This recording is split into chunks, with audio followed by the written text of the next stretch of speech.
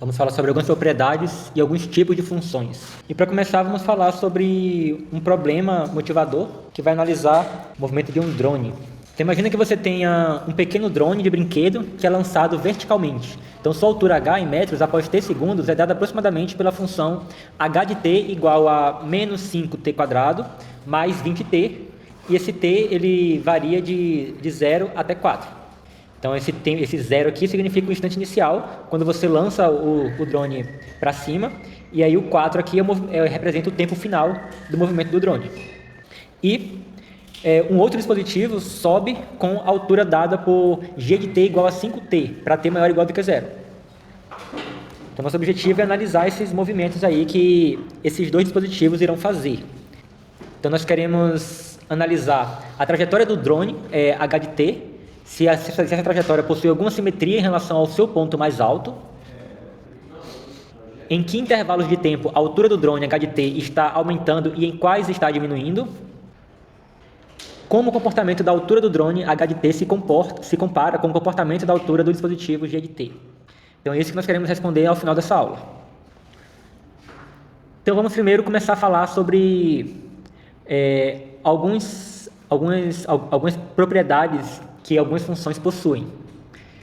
Então, primeiro vamos começar a falar sobre as funções pares e ímpares. Então, o que é uma função par? Então, uma função par é uma função f. Uma função f é par se para todo x em seu domínio, f de menos x é igual a f de x. Então, se você calcula o valor de f de x e calcula o valor de f do inverso de x, então, do inverso aditivo do x, e você obtém que esses dois valores eles são iguais, qualquer que seja o x que você colocar aqui, então você diz que essa função f ela é par. Então, graficamente, isso aí significa que existe uma simetria em relação ao eixo y. Então, vamos ver alguns exemplos de funções pares. Temos a função muito famosa, que é a f de x igual a x². Então, essa é uma função par. Por que ela é uma função par? Observe que se você for calcular o f de menos x, isso é igual a menos x ao quadrado, que é igual a x², que é igual a f de x. Então, acabamos de verificar aqui que o f de menos x é igual a f de x. E você vê que isso aqui vale qualquer que seja o valor de x. Então, ela satisfez a propriedade da definição de uma função par. Então, logo, a função f de x igual a x² é uma função par. Então, vamos desenhar aqui o gráfico dessa função.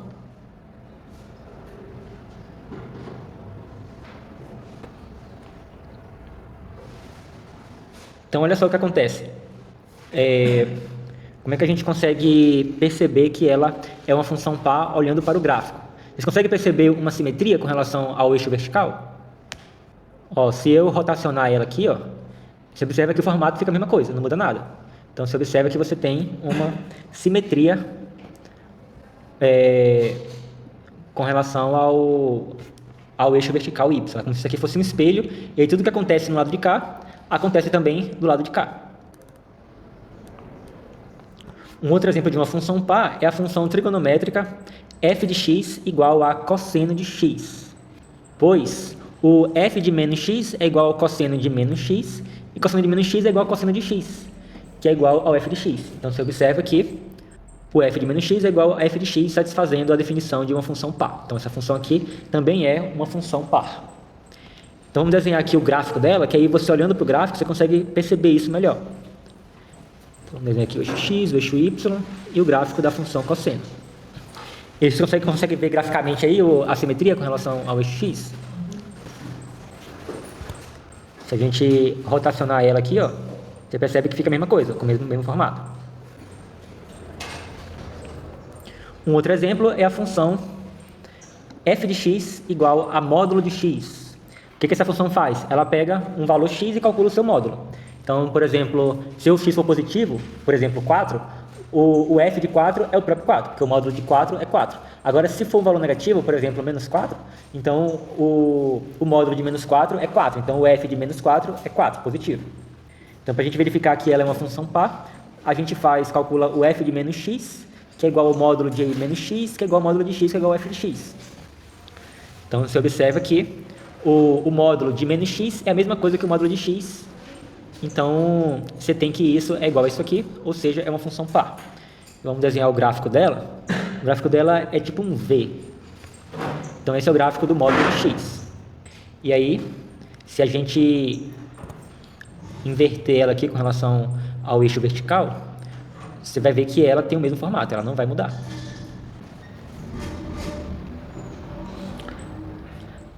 Agora, o que é uma função ímpar?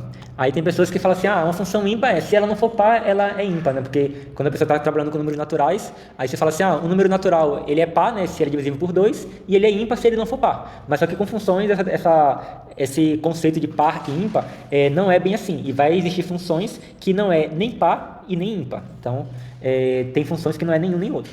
Então, você não pode definir uma função para ser ímpar se ela não for par. Então, você tem outra definição para poder dizer quando que ela é ímpar. Então, uma função f é ímpar se para todo x em seu domínio, f de menos x é igual a menos f de x. Então, graficamente, você tem uma simetria com relação à origem do plano cartesiano. A origem do plano cartesiano é esse ponto aqui, que é o ponto de coordenadas 0, 0. Então, você tem uma simetria com relação a esse ponto. Vamos entender melhor o que seria essa simetria, através de alguns exemplos. Então, vamos ver aqui uns exemplos de funções ímpares. Temos f de x igual a x ao cubo. Isso aqui é uma função ímpar. Como é que a gente verifica que ela é uma função ímpar? Observe que, se calcularmos o f de menos x, isso é igual a menos x ao cubo, que é igual a menos x ao cubo, que é igual a menos f de x. Então, se observa que o f de menos x é igual a menos f de x, que é exatamente a definição de uma função ser ímpar. Então, vamos desenhar o gráfico dela e ver o que a gente consegue enxergar com relação à simetria pela origem. Então, esse é o gráfico da função f de x igual a x ao cubo. Conseguem ver alguma simetria aí em relação à origem? Parece que o jeito que ela sobe aqui, né, parece com o jeito que ela desce aqui. Talvez se eu ficasse de cabeça para baixo assim, invertesse os olhos assim, eu conseguiria ver a mesma coisa nessa parte azul aí, ó. Eles são inversamente proporcionais. Oi? Eles são inversamente proporcionais. Depende do que você chama de inversamente proporcional. É porque, tipo, na mesma medida que um desce, o outro sobe. Na mesma medida que um está negativo, o outro fica positivo. Só que eu também travei em cima porque eu entendi quando a função de menos x vira tipo, uma função negativa de x, não é?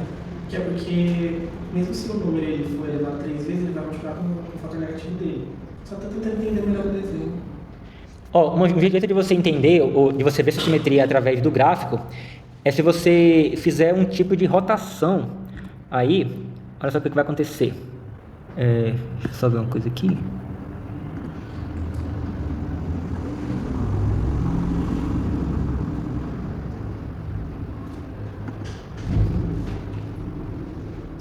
Se você fizer essa rotação, você vê que você meio que inverteu um pouco as coisas e tem o mesmo formato que tinha anteriormente, né? Então, é essa simetria que nós temos, que nós precisamos ter para a função ser chamada de uma função ímpar. Então, voltando aqui, você vê que ela ficou do mesmo jeito, do mesmo formato.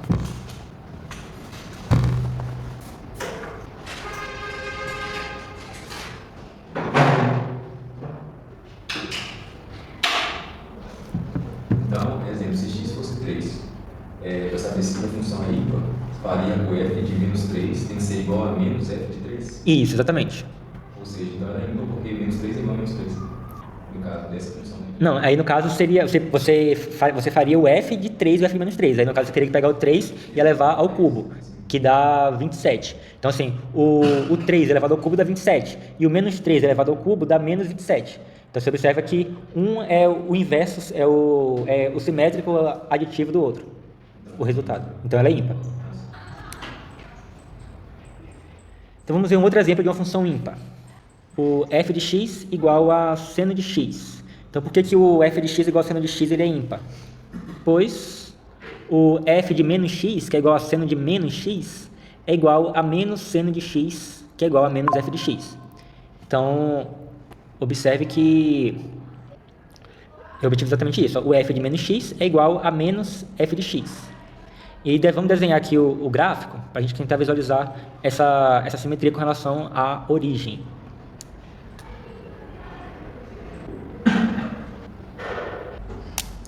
Vocês conseguem ver uma simetria aí?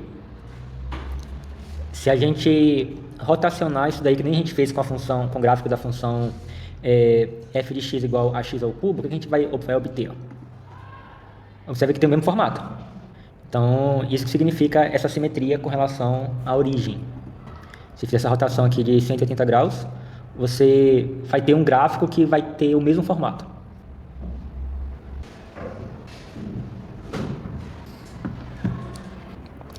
Beleza. Então, vamos ver um outro exemplo de uma função ímpar. Então, nós temos a função f de x igual a 1 sobre x. E aí, nesse caso, você tem a restrição de que o x tem que ser diferente de zero, porque vocês sabem, né, que vocês não podem dividir alguma coisa por zero, não sabem? Isso é indeterminado. Então, aqui nesse caso, você tem essa restrição para o x, mas considere que essa função, para todos os outros valores de x, diferente de zero. Então, por que ela é uma função ímpar? Se a gente for calcular o f de menos x igual a 1 sobre menos x, isso é igual a menos 1 sobre x, que é igual a menos f de x. Observe que aqui, esse menos aqui, ele foi para fora da fração, aí ficou menos 1 sobre x, e aí esse 1 sobre x é exatamente a definição do f de x. Ó. Então, eu mantive o menos aqui e substituí 1 sobre x por f de x. Então, acabei de mostrar que o f de menos x é igual a menos f de x, mostrando que ela é uma função ímpar. E como é que fica o gráfico dessa função? Alguém tem ideia como é que é o gráfico dessa função? Vocês já viram ela bem na vida? Ela é uma coisa bem interessante. Ó. Basicamente, se for negativo, é função ímpar. Como é que é? Se for negativo, é função ímpar. Basicamente, o x, se você colocar o x negativo, o resultado for negativo. Não, a gente pode acontecer do resultado ser com x negativo ser positivo e ela ainda assim ela ser uma função ímpar. Por exemplo, aqui você poderia ter esse aqui é o gráfico da função 1 sobre x. Se eu fizesse, por exemplo, a função f de x igual a menos 1 sobre x, então eu teria uma coisa aqui assim e aqui assim. Então, assim, ela seria positiva quando o x fosse negativo e ela seria negativa quando o x fosse positivo. E nesse caso, ainda assim, ela seria uma função ímpar. E você pode ter também funções que, quando o x é negativo, ela é negativa, e quando o x é positivo, ela é positiva, e ela não ser uma função ímpar. Também pode acontecer. No caso da função ser elevada tipo, ao cubo ou ao quadrado, influencia se ela vai ser par ou ímpar também? Sim, se eu fizer assim, ó, f de x igual a x elevado a n, se o n ele for ímpar, então a função ela vai ser uma função ímpar. E se o n ele for par, então ela vai ser uma função par. Inclusive, eu nem sei se foi daí que eles tiraram o nome de dizer que a função ímpar é função par. Eu não entendi qual é a propriedade disso. Oi? Eu cheguei um pouquinho depois. Qual que é a propriedade de eu saber que ela é par e que ela é ímpar? Eu tenho que fazer esses cálculos assim. Então, para você dizer que uma função ela é par, você tem que verificar se o f de menos x é igual a f de x. Se você conseguir verificar que essa igualdade é válida para a função, você pode concluir que ela é uma função par. E se você fizer, para você verificar se uma função ela é ímpar, você tem que fazer as contas, calcular quanto que vale o f de menos x e verificar. Se você por um acaso você encontrar que o f de menos x é igual a menos o f de x, então você conclui que a função é ímpar. Então essas contas que deve fazer, que a gente tem feito aqui nos nossos exemplos. Então, a gente está agora nesse caso daqui, que a gente acabou de verificar que, de fato, o f de menos x é igual a menos f de x. Então, por conta disso, a gente conclui que essa função específica ela é uma função ímpar. E aí nós desenhamos esse gráfico aqui, porque também a gente consegue enxergar graficamente que ela é uma função ímpar. Como é que a gente consegue enxergar? Se a gente percebeu alguma simetria com relação a essa origem aqui. Ó. Então, você pode se perguntar, se eu rotacionar esse gráfico aqui em torno da origem em 180 graus, o resultado, a imagem resultante, ela vai ser a mesma imagem original que eu tinha.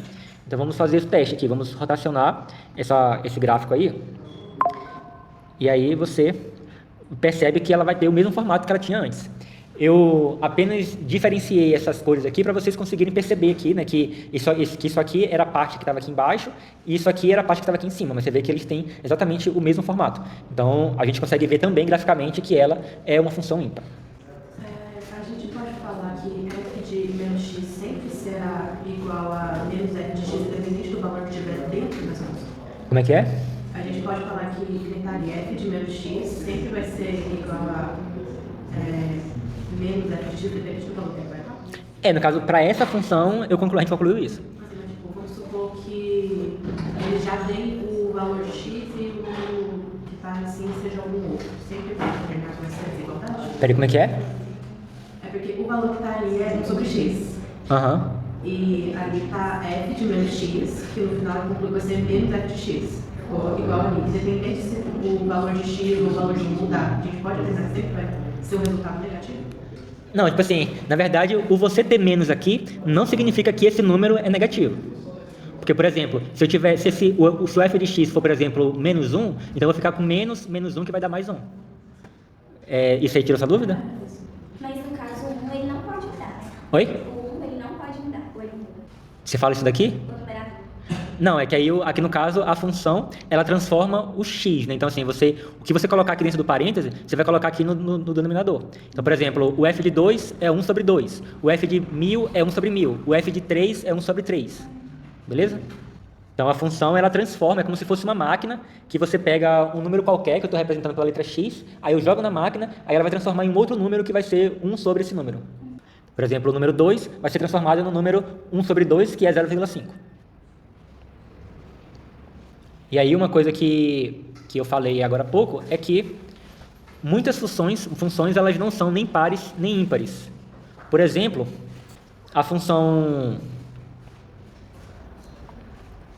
f de x igual a x mais 1. Então, como é que a gente verifica se essa função ela é par, ou ela é ímpar, ou ela não é nada disso? Então, a gente calcula o f de menos x. Então, observe que o f de menos x vai ser igual a menos x mais 1. Então, olha só. Então, a gente tem que o f de menos x é menos x mais 1. Então, observe que isso daqui, ele é diferente do f de x, concorda? Aqui eu tenho menos x mais 1, aqui eu tenho x mais 1. Então, nisso aqui eu já consigo concluir que ela não é par, já que o f de menos x é diferente do f de x. Além disso, quanto que seria menos f de x? Quanto é que seria menos f de x? Na verdade, eu teria que botar um menos e colocar um parênteses aqui, né? Porque esse menos ele vai ter que multiplicar tanto x quanto mais 1. Então, o menos f de x seria igual a menos x menos 1, certo? Então, assim, ó, o menos f de x é menos x menos 1, que é diferente também disso daqui, ó. Então, portanto, a gente conclui que o f de menos x também é diferente de menos f de x. Então, logo, essa função ela não é nem par e nem ímpar. Então, agora que a gente sabe o que é uma função par e uma função ímpar, vamos falar sobre funções crescentes e decrescentes. Só para essa conta ali, rapidinho, não, Todo esse PDF já está disponível lá no Moodle, caso você queira ver o PDF completo. Então, seja f uma função definida em um intervalo i. Então, a gente fala que a função f ela é crescente em i se para qualquer x1, x2 pertencente ao intervalo. Então, a gente pega dois números que eu estou chamando de x1 e x2, pertencente ao intervalo i, e esses dois números satisfazendo que x1 é menor do que x2, então, temos que o f de x1 é menor ou igual do que f de x2. Então, olha só. A gente está definindo aqui ó, que para você concluir que uma função f ela é crescente em um intervalo i, isso daqui tem que valer para qualquer x1 e x2 satisfazendo isso daqui. Então, assim, se eu pegar assim, eu consigo concluir que sempre que o x1 for menor do que x2, então eu consigo concluir que o f de x1 é menor ou igual do que f de x2. Se eu conseguir concluir isso, então eu afirmo que essa função f ela é uma função crescente. E ela vai ser estritamente crescente. Observe que aqui eu tenho menor ou igual. Então, ela vai ser estritamente crescente se para qualquer x1, x2 no intervalo i, satisfazendo x1 menor do que x2, temos que vale a desigualdade estrita. Ou seja, f de x1 é estritamente menor do que f de x2. Então, se vale o menor ou igual, a gente fala apenas que a função ela é crescente. Se vale o estritamente menor, então a gente fala que ela é estritamente crescente. E, graficamente, a gente observa que a função ela sobe da esquerda para a direita. Então, se você olha para o gráfico e aí da esquerda para a direita, você percebe que ela está indo para cima, que ela está subindo, então você diz que a função ela é crescente. E, de forma análoga, a gente também pode definir quando que uma função ela é decrescente no intervalo i. Então, ela vai ser decrescente se para qualquer x1, x2 no intervalo, satisfazendo que x1 é menor do que x2, a gente tem que vale que o f de x1 é maior ou igual do que o f de x2. Então, se isso acontece, a gente fala que a função ela é crescente.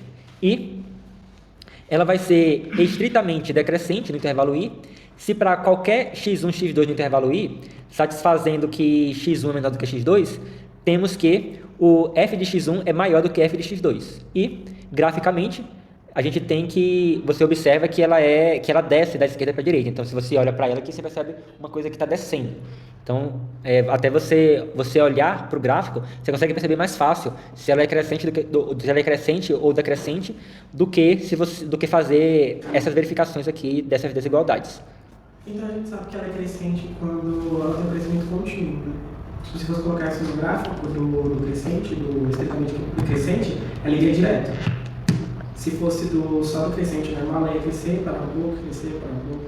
Bom, se ela para um pouco, então, do jeito que você falou, então ela é apenas crescente. Né? Uhum. Isso. E a gente fala que uma função ela é constante se para qualquer x1 e x2 no intervalo, ela vai valer a mesma coisa para o x1 e para o x2. Então, se você for calcular o f de x1, isso vai ser igual ao f de x2. Então, para qualquer valor que você pegar, o f de x vai dar sempre o mesmo valor, que é uma constante. Então, vamos ver alguns exemplos aqui. Vamos analisar a função f de x igual a x². Essa função ela vai ser no intervalo de menos infinito até zero, ela vai ser estritamente decrescente. Já no intervalo de zero até infinito, ela vai ser estritamente crescente. E como eu falei, né, é mais fácil você perceber isso no gráfico, analisando o gráfico. Então, traçando o gráfico da função f de x igual a x², você vai ter uma parábola, e aí você percebe que nessa parte azul, ela está descendo. Então, você percebe que ela é estritamente decrescente. Agora, já na parte preta aqui, ela começa a subir. Então, na parte preta, que é quando o x ele é positivo, ela vai ser estritamente crescente. Então, agora vamos ver alguns tipos de funções. Vamos começar com as funções lineares. Quando que uma função é dita ser linear? Uma função f de R em R é linear se é da forma f de x igual a x mais b. Então, se a expressão da função ela tem esse formato daqui, onde a e b são números pertencentes aos números reais, então a gente fala que essa função f ela é linear. Nessa expressão daqui, esse a é chamado de coeficiente angular. Ela vai te dar a inclinação do gráfico dela, que é uma reta. Já esse número b aqui, ele é chamado de coeficiente linear. Ele vai ser onde o gráfico da função intercepta o eixo y. Pois se você calcular aqui o f de zero, lembra que uma função, o gráfico de uma função, ela vai intersectar o eixo y quando x é igual a zero. Se x é igual a zero, você vai estar exatamente em cima do eixo y. Então, se você substituir o x por zero aqui, o que vai acontecer? Vai ficar a vezes zero, que é zero, então isso aqui vai desaparecer, e vai sobrar somente o b. Então, o f de zero é igual a b. Então, por isso que o b é o valor onde o gráfico intersecta o eixo y, que é o eixo vertical. E o gráfico de uma função linear será sempre uma reta. Então, é um gráfico bem facinho de você traçar. E a função linear ela é sempre monótona. O que isso quer dizer? Ou ela vai ser, no caso do a ser maior do que zero, ela vai ser estritamente crescente em R. Então, esse termo, monotonicidade, significa isso. Ou ela vai ser sempre crescente, ou ela vai ser sempre decrescente, ou ela vai ser constante em todos os números reais, em todo o domínio dela. Então, se o a ele for menor do que zero, então a função f ela é estritamente decrescente nos números reais. E se o a ele for zero, aí você vai ter uma função constante, f de x igual a b. Então, para qualquer que seja o valor de x, ela sempre vai valer b. Então, vamos ver um exemplo aqui de uma função linear. Então, f de x igual a 2x menos 1. Aqui nesse caso, você tem que o valor de a é igual a 2 e o valor de b é igual a menos 1. Então, isso significa, já que o valor de b é menos 1, então eu consigo saber aonde que o gráfico, que é uma reta, vai interceptar o eixo y. Então, Então vamos traçar aqui o eixo x e o eixo y, e aí vamos encontrar aqui esse valor de b menos 1 no nosso eixo y, ele vai estar mais ou menos aqui. E aí o que acontece? Então eu já sei que o meu gráfico, a minha reta, vai passar por esse ponto daqui. Agora, vamos tentar encontrar aonde que o gráfico vai passar aqui no eixo x. Observe que para um ponto ele está em cima do eixo x, o que precisa acontecer com o valor de y? Não, tipo assim, quanto que vale o valor de y de um ponto que está em cima do eixo x?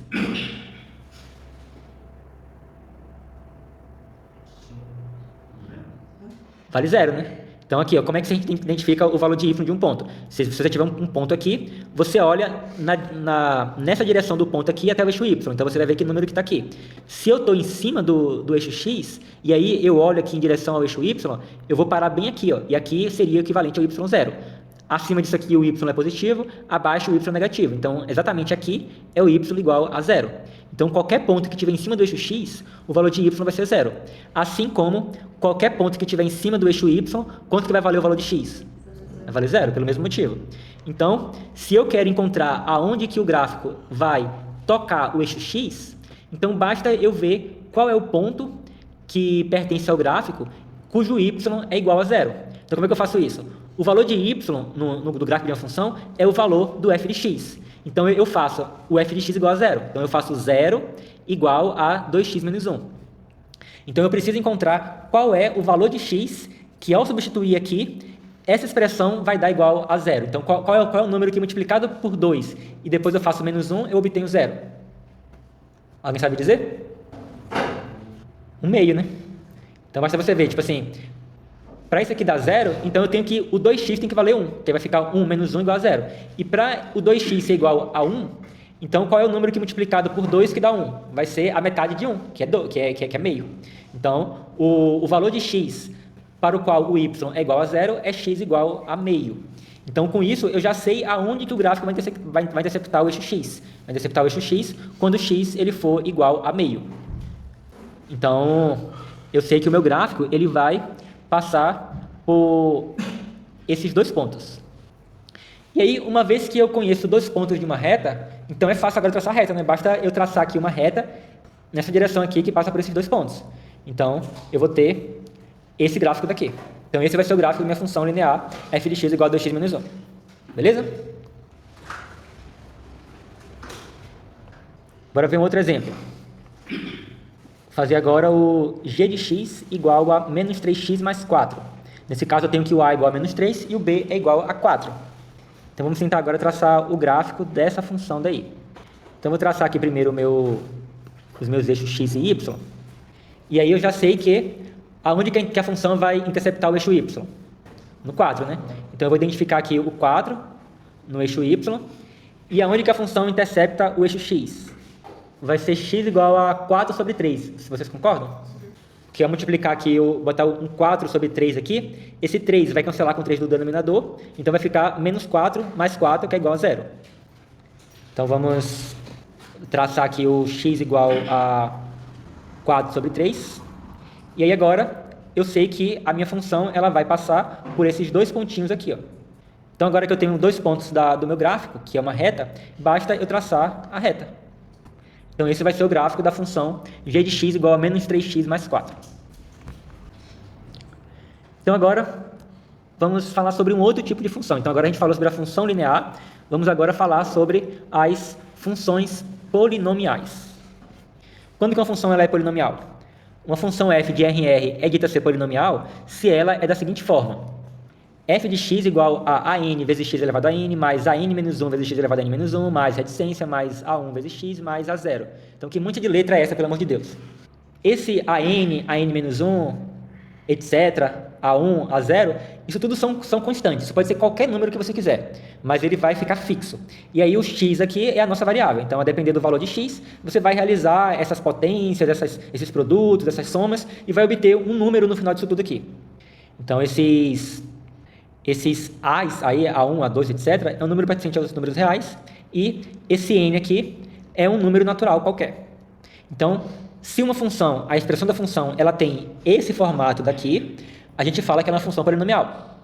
Observe que a função linear, ela tem esse formato daqui. Olha só, se você apagar isso daqui, ó, o que vai sobrar? Vai sobrar A1x mais A0. Concorda que isso aqui é exatamente a forma de uma função linear que a gente definiu agora? Aqui eu tenho um valor multiplicando x e tenho um número aqui sozinho. Então isso aqui, o A0 seria o B e o A1 seria o A. Então se eu pegar aqui o n igual a 1, essa fórmula aqui, ela vai acabar aqui, ela não vai continuar para cá, ela vai acabar aqui. Então, se o n igual a 1, eu vou ter exatamente uma função linear que a gente acabou de ver.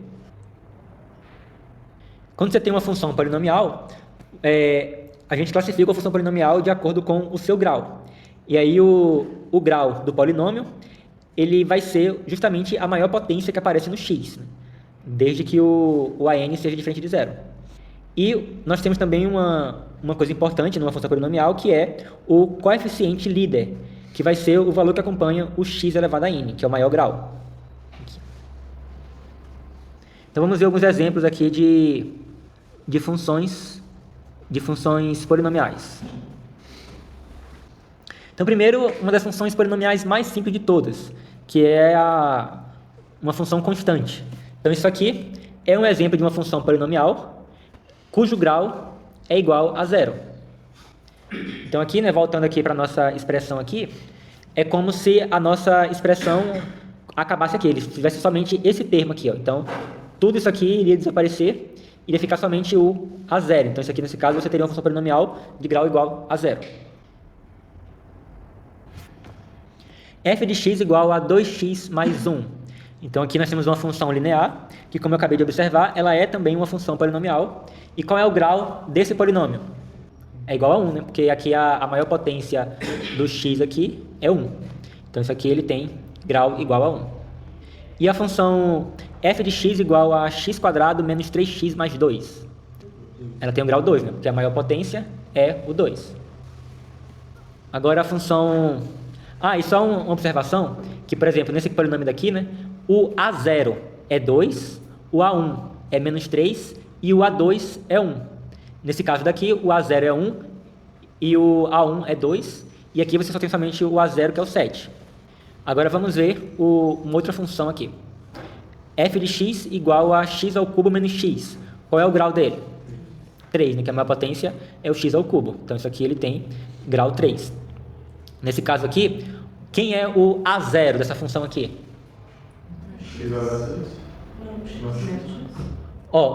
Quando eu falo A0, A1, A2, não envolve o x. Seria as constantes que aparecem na minha função.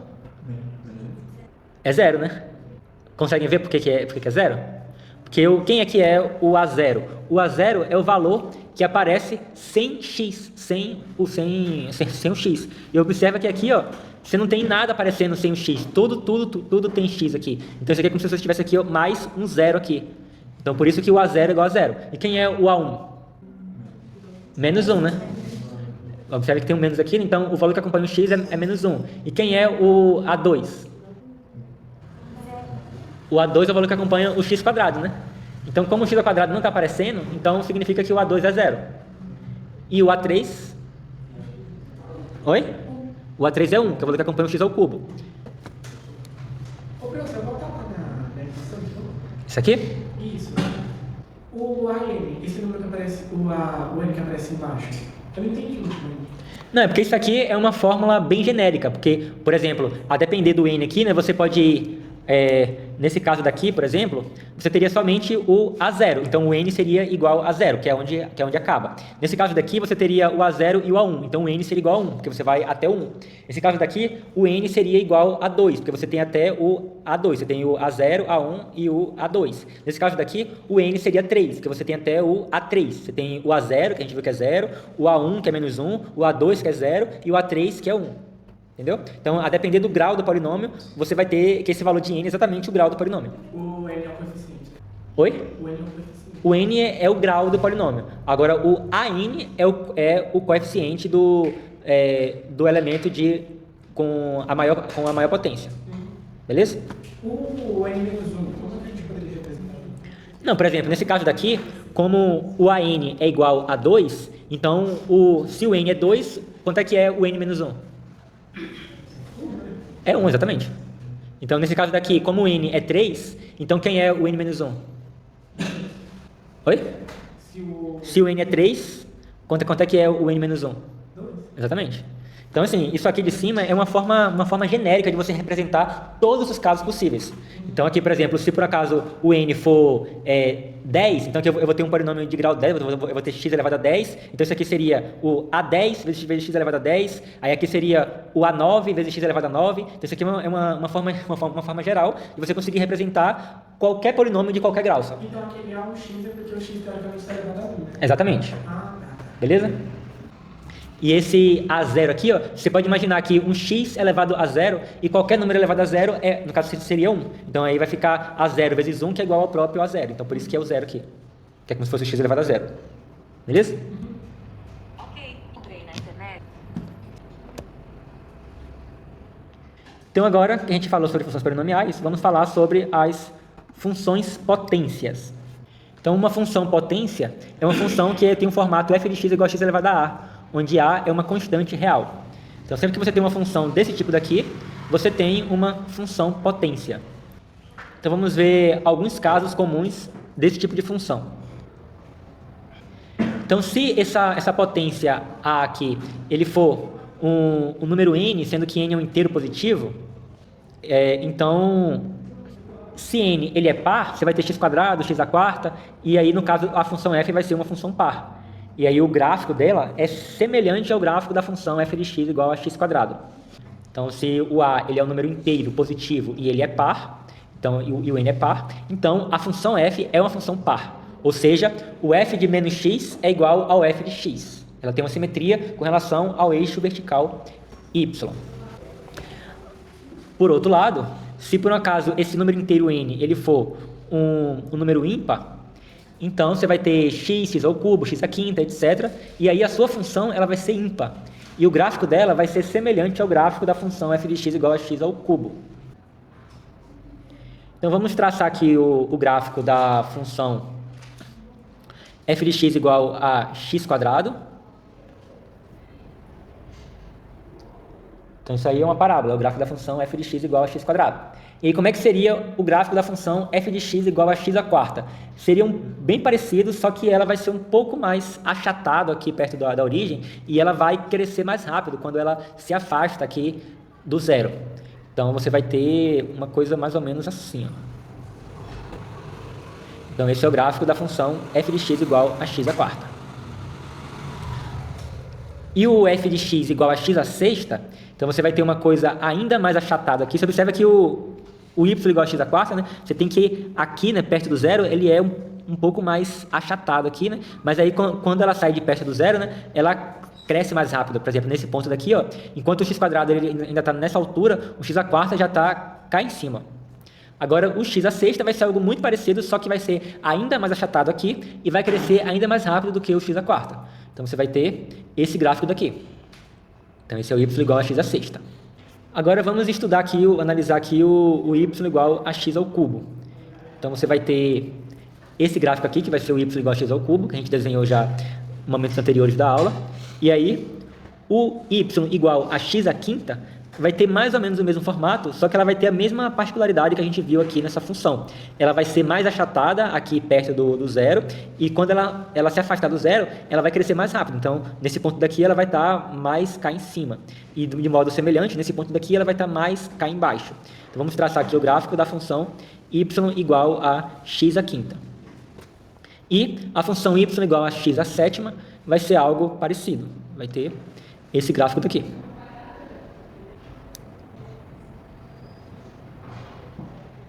Beleza, então a gente viu a função potência para n inteiro positivo. Agora, se o nosso a nossa potência a, ela é da forma a igual a 1 sobre n, onde n é um inteiro positivo, então você vai ter a raiz enésima de x. Então, quando você tem o x elevado a 1 sobre n, x elevado a 1 sobre n é a mesma coisa da raiz enésima de x. Por exemplo, nós temos que o f de x igual a raiz de x seria o x elevado a 1 sobre 2. E nesse caso nós temos que o domínio dela vai ser do zero ao infinito, já que você não pode ter a raiz de número negativo. Isso já meio que, se você tivesse um número negativo aqui, você iria fugir dos números reais. E no curso de cálculo, vamos nos restringir aos números reais. Então, por isso que a gente não calcula a raiz quadrada de números negativos. Senão seria um número complexo. Então, a raiz de x é a mesma coisa que x elevado a 1 sobre 2. Então, nesse caso aqui dessa função, ela vai ser uma função crescente. Agora, já a raiz cúbica de x, isso vai te dar a mesma coisa que x elevado a 1 sobre 3. E ela também vai ser uma função crescente, só que nesse caso, quando você tem a raiz cúbica, você pode ter qualquer valor de x aqui. Então, você também pode ter raiz cúbica de números negativos. Por exemplo, a raiz cúbica de menos 27 é igual a 3, ou é igual a menos 3. A raiz cúbica de menos 8 é igual a menos 2. Então, essa função aqui, ela está definida para qualquer valor de x real. Já essa função aqui, ela está definida apenas para valores maiores ou iguais do que zero. Mas em ambos os casos, as funções elas vão ser crescentes no seu domínio. E no caso dessa função aqui, ela vai ser uma função ímpar. Então vamos desenhar aqui o gráfico da função raiz de x. Ela vai ser uma curva com esse formato daí. Você observa que o gráfico dela é somente daqui para frente, porque aqui já seria valores negativos de x e você não está definido o que seria a raiz de número negativo. Então você tem somente o gráfico dela apenas à direita do eixo y. Então vocês observam que nem faz sentido eu falar de se essa função aqui ela é par ou ela é ímpar, porque eu teria que ter uma simetria com relação ao eixo y, né, para poder ser par. Então eu teria que ter uma coisa assim. Então, mas só que essa função aqui ela não está definida para x negativo. E também não faz sentido falar de função ímpar, porque ela teria que ter uma simetria com relação à origem. Ela teria que vir aqui também, ó. Então, por isso que ela não pode ser nem par nem ímpar. Agora, já a função raiz cúbica de x, ela vai ter esse gráfico daqui. E aí vocês observam que existe uma simetria com relação à origem aqui, ó. Se você fosse rotacionar ela aqui, ó, esse aqui ele viria para cá, ela iria cair exatamente onde está aqui. E isso daqui ele viria para cá, ó, iria cair exatamente onde está aqui. Então, você tem essa simetria com relação à origem, por isso que ela é uma função ímpar. Ela é fechada em zero porque ela pode começar a partir do zero, né? Oi? O conjunto é fechado em zero porque ele pode começar a partir do zero. Isso, porque você pode calcular a raiz de zero. Quer dizer, Isso, exatamente. Agora, se o n ele for um número inteiro negativo, ou seja, o a ele é igual a menos n, onde o n é um inteiro positivo. Então, o a ele é um inteiro negativo. Então, nesse caso, o f de x, que vai ser x elevado a menos n, é igual a 1 sobre x elevado a n. Então, quando você tem aqui uma potência aqui, você pode trocar o sinal da potência, desde que você inverta aqui, ou você faça 1 sobre a base aqui. Então, x elevado a menos n é a mesma coisa que 1 sobre x elevado a n. Então, por exemplo, você pode ter a função f de x igual a x elevado a menos 1, que é igual a 1 sobre x, que é uma função que a gente viu lá quando a gente estava falando de função ímpar. Então, essa função ela é uma função ímpar, e o domínio dela vai ser todos os números reais diferentes do zero. Então, como a gente viu antes, essa é uma função ímpar. E ela vai ser decrescente. Ela vai ser decrescente em todo o domínio dela. Agora, se o n ele for igual a 2, que aqui nesse caso a gente tinha uma função desse tipo com n igual a 1. Agora, se eu faço aqui o n igual a 2, então você vai ter f de x igual a x elevado a menos 2, que é igual a 1 sobre x quadrado. E nesse caso, assim como essa função daqui, você não pode ter o x igual a 0. Então, o seu domínio, o domínio da função, vai ser os números reais menos o número 0. E essa função aqui, ela é uma função par. E ela vai ser crescente quando x ele for negativo, e ela vai ser decrescente quando x ele for positivo. Então, vamos tentar visualizar tudo isso que a gente viu aqui agora no gráfico. Então, vamos desenhar aqui o gráfico da função y igual a 1 sobre x, que é uma função que a gente já tinha visto anteriormente. Então, esse é o gráfico. E vocês observam que, se você analisar essa parte do gráfico aqui, o que está acontecendo? Ela está descendo, né? Então, por isso que a gente conclui que, quando x é negativo, a função ela é decrescente. Mas, também quando x é positivo, ela está descendo. Então, ela também vai ser decrescente quando x ele for positivo. Então, isso aqui é um gráfico muito peculiar, né? Porque você tem uma quebra aqui, né? Você está aqui, daqui a pouco você pula aqui para cima.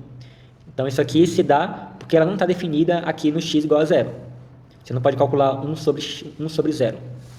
Agora, como é que é o gráfico da função 1 sobre x quadrado? Vai ser essa curva vermelha. Então, esse aqui é o gráfico da função y igual a 1 sobre x quadrado. Então, vocês observam que quando x ele é negativo, o que está acontecendo? A função está crescendo, né? E quando x ele é positivo, a função ela está decrescendo. Então, por isso que nós falamos que ela é crescente quando x é negativo e ela é decrescente quando x é positivo. E observa que, como a gente já viu anteriormente, né, essa função aqui, y igual a 1 sobre x, ela é simétrica com relação à origem. Então, ela é uma função ímpar. Já essa função aqui, ela tem uma simetria com relação ao eixo y. Se você imaginar aqui o eixo y como sendo um espelho, então você tem que essa parte seria um reflexo dessa parte daqui. Então, você tem essa simetria, então essa função aqui, ela é uma função par. Então, agora vamos voltar para o nosso problema inicial, que fala da trajetória de um drone, descrita pela função h de t, e queremos saber se ele tem alguma simetria com relação ao ponto mais alto. Então, lembrando aqui a expressão do h de t, temos que o h de t é igual a menos 5t² mais 20t. E aí, isso aí é uma função do segundo grau. E a função do segundo grau, o gráfico dela é uma parábola. E aí, o gráfico dessa função, ela vai ser uma parábola. E vamos desenhar ele aqui. Então, essa é a parábola.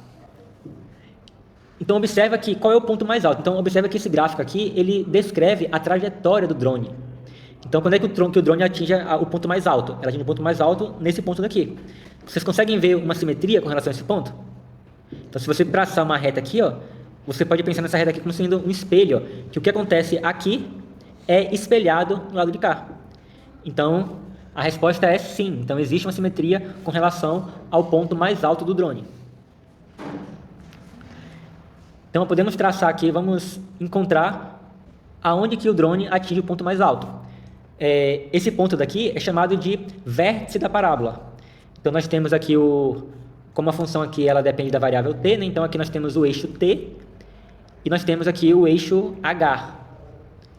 E aí, o vértice dessa parábola, você vai calcular o t do vértice. Então, a gente costuma falar o x do vértice, né? Aí aqui, como a gente está com a variável t, eu vou chamar de t do vértice. Isso pode ser calculado utilizando a fórmula, o x do vértice é igual a menos b sobre 2a. Aí, numa equação do segundo grau, numa função do segundo grau, você tem que o a é o valor que acompanha o t², então aqui o a é menos 5, e o b é o valor que acompanha o t, então o b aqui é 20. Então, você tem aqui menos b sobre 2a. Então, como o b é 20, então aqui em cima você vai ter menos 20, e aqui embaixo você vai ter o 2 vezes o a, e o a é menos 5. Então, você vai ter 2 vezes menos 5. E aí, multiplicando aqui 2 vezes menos 5 vai dar menos 10. Então, você vai ficar com menos 20 sobre menos 10. E aí, menos com menos vai dar mais. 20 sobre 10 vai ser igual a 2 segundos. Então, lembra que a gente tem lá o tempo t, né, que varia do 0 até o 4. Então, após 2 segundos, o drone vai atingir a altura máxima. E como é que a gente calcula agora a altura máxima que o drone vai atingir? Basta calcular o h de 2, já que o h representa a altura do drone. Então, a altura máxima, representada pelo símbolo HV, que vai ser o h do vértice, vai ser igual ao h de 2. E aí, para calcular o h de 2, a gente pega a nossa expressão aqui do h de t e substitui o t por 2. E aí, com isso, você vai obter menos 5 vezes 2 ao quadrado, mais 20 vezes 2. Então, o x, ou melhor, o t, aparecia aqui e aqui. Então, eu substituí o t, onde tinha t, eu coloquei o 2. E aí, fazendo essas contas, né, você vai ter aqui o 2 ao quadrado, que vai dar 4. Então, você vai ficar com menos 5 vezes 4. 20 vezes 2 é igual a 40. E aí, menos 5 vezes 4 vai dar menos 20. Vai ficar menos 20 mais 40. E aí, menos 20 mais 40 é igual a 20 metros. Então, a altura máxima que o drone vai atingir vai ser 20 metros. E aí, vamos fazer alguns testes aqui para conseguirmos observar nas contas a simetria que acontece com relação ao ponto mais alto. Se eu pegar, olha só, ele vai atingir o ponto mais alto após 2 segundos. Então vamos ver qual é a altura do drone 1 segundo antes dele atingir o ponto mais alto. Então, para poder a gente verificar essa altura, 1 segundo antes do 2 é 1. Então, vamos calcular o h de 1. Então, temos que o h de 1 vai ser igual a menos 5 vezes 1 ao quadrado, mais 20 vezes 1. Isso é igual a menos 5 mais 20, que é igual a 15 metros. Então, 1 segundo antes de atingir a altura máxima, ele vai estar a uma altura de 15 metros. E vamos agora, então, acabamos de ver 1 segundo antes de atingir a altura máxima, e vamos ver agora 1 segundo após atingir a altura máxima. Então, se ele atingir uma altura máxima em 2 segundos, 1 segundo depois vai ser em 3 segundos. Então, vamos calcular a altura que ele estava após 1 segundo atingir a altura máxima, Então, vamos calcular o h de 3.